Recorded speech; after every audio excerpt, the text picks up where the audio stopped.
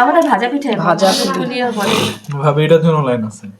এটা হলো নোয়াখালীর ঝুনঝুনি পিঠা, এখানে বলে এটাকে ঝুনঝুনি পিঠা, কিন্তু আসলে আমরা এটাকে বলি হচ্ছে কি পাবনার ভাজাখড়ি পিঠা।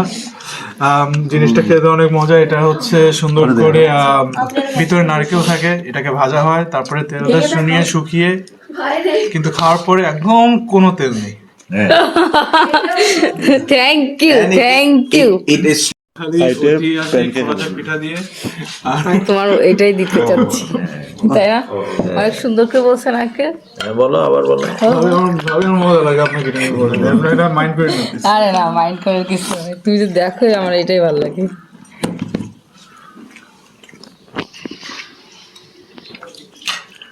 আজকে তোমার ঘুমাইছে? নোয়াখালী তো তোমার পিঠার জন্য শ্রেষ্ঠ, এবং food processing A Noakhali is the best. না আব্বা বলো যে নোয়াখালী বেস্ট নাকি? আমি এতদিন ভাবতাম আমার ননদ জামাই অনেক লাজুক তাই কথা বলে না। না, আজকে আমি ভাবতেছি যে না, আমার ননদ জামাই ভালোই কথা বলে, কিন্তু তার একটু ফিরিয়ে যেতে টাইম লাগবে। সে কিন্তু অনেক ফান করতেছে আমার সাথে, আমারও অনেক ভালোই লাগতেছে। আর আমরা এখন নাস্তা টাস্তা করে এখন চা খাবো। আর আন্টির বাসার চা অনেক মজা, আর আমার যেহেতু দুধ চা অনেক পছন্দ, মানে আমি মোটামুটি চা খাই, তো আমি ননদের বাসায় এসে খেয়ে খেয়ে মোটা হয়ে যাচ্ছি, গোলগালাপ হয়ে যাচ্ছি। যে দেখবে সেইখানে বলতেছে আর মোটা হইস না।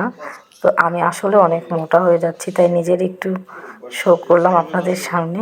সবাই ভালো থাকবেন, আল্লাহ হাফেজ।